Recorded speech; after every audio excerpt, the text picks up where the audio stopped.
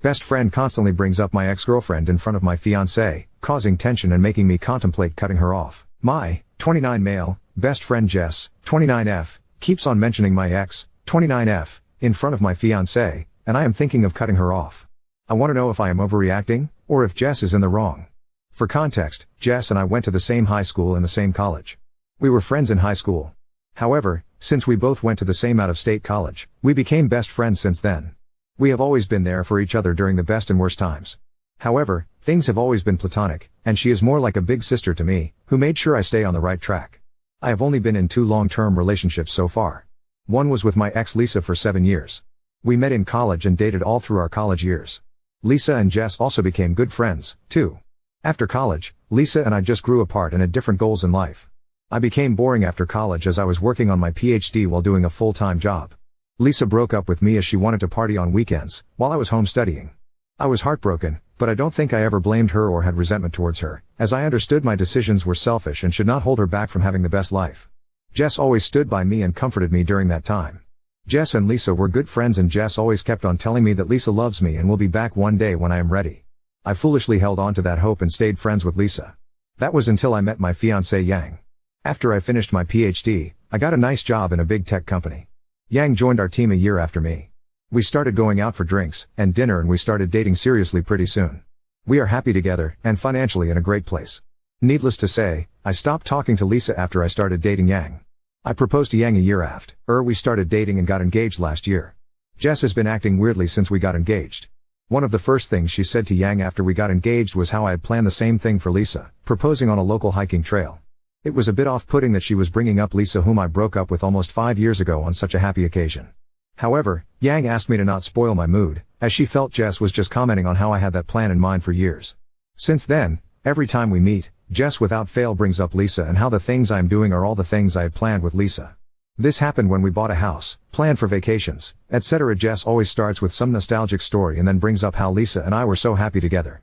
She is still good friends with Lisa and keeps giving me updates about Lisa and how great Lisa is doing at work when no one is asking for it. It felt like she was painting a rosy picture of Lisa to Yang and telling Yang that she would always be second to Lisa. Yang told me Jess's comments bothered her, and I also felt the same. I have brought this up with Jess many times and asked her not to do it. However, she says she will try, but since I dated Lisa for 7 years, she would be part of many stories from the past. Also, she asked me why talking about Lisa bothers me and if I still have feelings for her. I have reduced hanging out with Jess. However, she is close with my mom and is always invited to all our family parties and holidays. I talked to my mom and sister about this and they feel I am overreacting. They feel Jess is just telling stories, and since the stories are mostly from college days and later, Lisa will be a character in the story. They also feel I should not be bothered by Jess mentioning Lisa since we broke up a long time ago. I feel that it's disrespectful to Yang, as she doesn't need to hear about all the fun Lisa and I had when we were together and how we were planning to get married. Do you think I am the asshole to stop here, or Jess is truly acting out of line? Update 1. I wrote a post a month ago regarding my friend Jess mentioning my ex constantly in front of my fiancée. Thanks to everyone who commented, and how inappropriate it was. However, the last month has been nothing but crazy and I'm still trying to make sense of what happened so far. After my post, I decided to talk to Jess and gave her an ultimatum not to speak about my ex Lisa again. I know Jess and Lisa are still friends, but I was uncomfortable of her comparing my fiancée Yang with Lisa all the time. I broke up with Lisa 5 years ago, and she is nothing but a faint memory in my past. Jess kept on defending herself and telling me that I was with Lisa for most of my adult life and it's hard to tell any stories from the past without including her. She also blamed me for being emotionally childish and just forgetting about Lisa when she was with me for 7 years. Finally, Jess agreed that she will not bring up Lisa in front of Yang, and I should also not treat Lisa as she does not exist since she is still Jess's friend. I informed Yang about our conversation. Although she was appreciative about it, she said I did not need to do it and she knows how much I love her, and every time Jess brings up my Lisa, she feels sorry for Lisa that she let a guy like me go. Yang went to visit China 2 weeks ago for a month as we plan to get married in her hometown. She is taking care of her shopping as well as preparations for the wedding. Jess invited me to her house that Friday for dinner as I was home alone. I am also good friends with her husband, and we were all just chatting and drinking in the living room. Around 7:30 p.m., the doorbell rang, and Jess excitedly went to open the door. To my surprise, it was fucking Lisa at the door.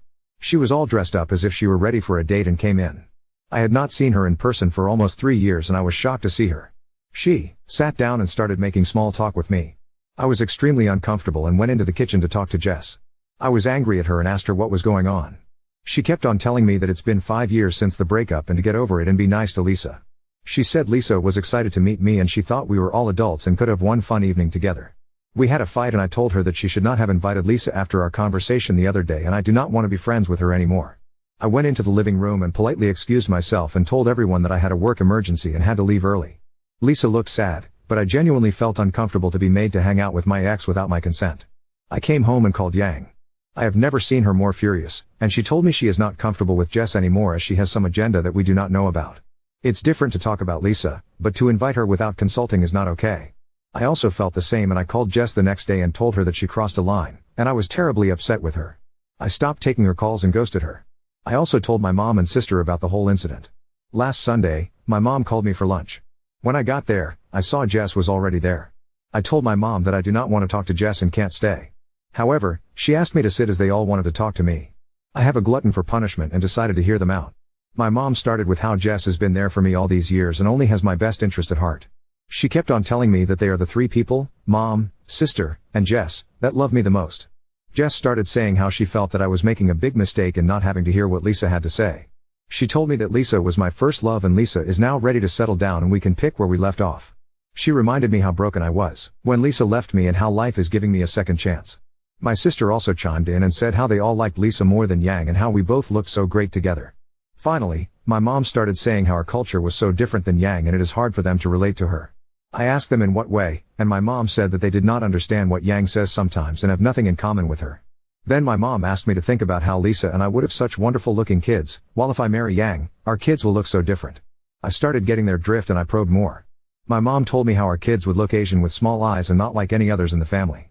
I asked my mom if she cared about my kids' looks more and not about how smart they will be since Yang has a PhD. She blew it off, and I realized she just did not want me to marry Yang because she was Chinese and not white. My mom told me to forgive Jess and my mom asked Jess to talk to Lisa on my behalf and asked her if she would be interested in getting back together with me. My mom was adamant that since I loved Lisa so much, I should be happy and pick up things where we left off as that is the best for everyone. I have never been so angry and may have said a lot of unkind things to all of them before I left. I am so depressed right now. I not only lost my best friend, but also am not sure how I can move on from what my mom said. My mom and sister raised me and that is the reason where I am today. However, I cannot get over how racist they are being and how they were just pretending to like Yang all these years while actively working on breaking us up. I have been so shocked that I have not told any of this to Yang so far. I might wait for her to come back next week and talk to her in person. Update 2. I wrote an update 2 weeks ago about my mom, sister and Jess scheming about trying to get me back with my ex Lisa because they were uncomfortable with Yang being Chinese. They tried to do it when my fiancée was visiting her parents and I felt so betrayed by their actions. As I said in the previous post, I blew up on my mom and sister about what they said and immediately left. I did not take calls from them or answer texts for the next several days. Their messages initially were anger towards me on why I left before they could finish what they wanted to say. However, I think they realized on day 3 that they might have crossed the line this time and became extremely apologetic. I finally messaged them to leave me alone and not to contact Yang or I until we contact them. Jess did not message me the whole time. I did not tell Yang about the situation until she came back home 9 days ago.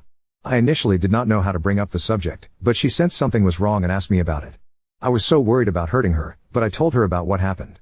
I was upfront about the stunt Jess pulled and she was angry at Jess. I also told her about my visit to my mother's place, but she did not react with any anger. She just asked me if I was okay. The next few days were confusing where I was more upset than Yang. She was just excited showing me all pictures and telling me stories. Finally, on last Thursday evening, she opened up and asked me if I was okay about my mom's behavior and what I planned to do. I told her my thoughts and how I cannot forgive them for what they said about her being Asian and them wanting me to marry Lisa because she was white. I asked her why she was not more upset as it was bothering me. She told me that when she told her parents about me, they had the exact same reaction for her dating someone who was not Chinese. Her family is very traditional, and her parents were very upset about her decision. It took them a few months to warm up to me and accept me. She never told me about this because she wanted me to have good relationship with her parents. She told me that now they are the most excited doing arrangements for our wedding. She told me that she has always felt something was off when she talked to my mom, my sister or Jess and they did not like her. My mom and sister would be very friendly with her in front of me, but never invited her for anything when I am not around. She suspected that it may be due to the fact that she is not white and does not understand the American traditions.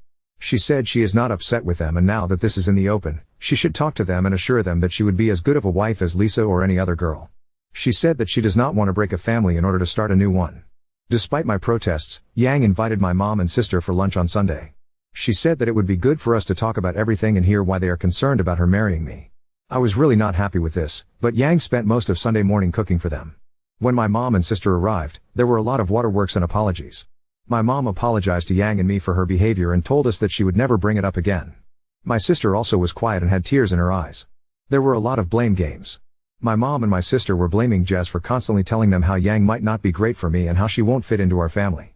My mom and sister fought with Jess after I left and Jess blamed Lisa. Based on Jess's story, Lisa has been depressed for the last few years, and when I suddenly got engaged to Yang, it became worse. Jess thought I was also depressed after Lisa left me, because I did not date anyone for 3 years. In reality, I just wanted to focus on my work and studies and never had time. So, Lisa convinced Jess that she has to get back together with me, as that is what I wanted too.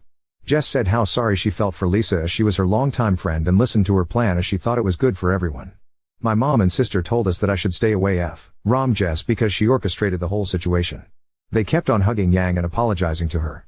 Yang in turn also started crying and telling them that she will do better to fit in with them. It was all a big mess. I am still skeptical of my mom's change in heart, but I also want to see Yang happy. However, I think it will take a lot of time and healing before I could truly trust my mom and sister. Currently, my mom invited us to lunch at her place next week and told me that Jess will not be there. Jess has still not messaged me or Yang. I really don't know what I can do in this situation. I am still upset and furious at my mom, but I also want to respect Yang's effort to keep the family together. Now on to second story. Close friend keeps hosting adult-only parties that turn into kid-centric events, and I need advice on how to address this without hurting her feelings. I 31F have a close friend of 35F whose adult-only parties are offending people. I would love a real adult-only party where adults can talk and have conversations without kids interfering. She ain't doing that. She is having a whole party for everyone to focus on her kids only. I need to know how to address this with her. This happened 2 times so far. The first time, we pretty much all assumed that she had to have planned for childcare that must have backed out or something, but since we weren't sure, we didn't ask her. I think everyone felt awkward believing they were paying babysitters for an adult night and then having to have her kids at the dinner table, and them very actively part of the evening needing to be entertained, 2 young kids. Then, it happened again. She sent out events for a dinner party in the evening with adults only on the invitation. Then, when we got there, she had set up all these kids' games everywhere. She arranged the night around everyone kind of playing with her kids, and I could tell everyone felt awkward because people just wanted to have an adult night talking. But she had promised the kids that everyone would participate in the games they had set up and asked everyone if they wouldn't mind playing with the kids. I know that several people who attended the last event were very bothered by having to do this. People were whispering on the side about how they had to pay a babysitter for the night and would have rather bring their kid along, and the kids could have just played games together if it's a family event. We barely ever pay a sitter, so I was kind of confused about why I had to spend my very limited babysitter funds on a night that I didn't even get to talk much with other adults because the kids were for sure the center of the evening. She even stopped everyone to gather around to look at the kids' recent art projects and tell stories and sing. Is this normal in other circles? What would you do if this was your friend? If I do say something, how would you explain this so that the person isn't mad or feels like you just don't like their kid? She was mad because everyone left early and she had catered the event, but I think people didn't want to stay and preferred to just go back to their kids because they felt a little disrespected by the way things went. People are saying they don't want to hang out with her anymore. I'd what to do.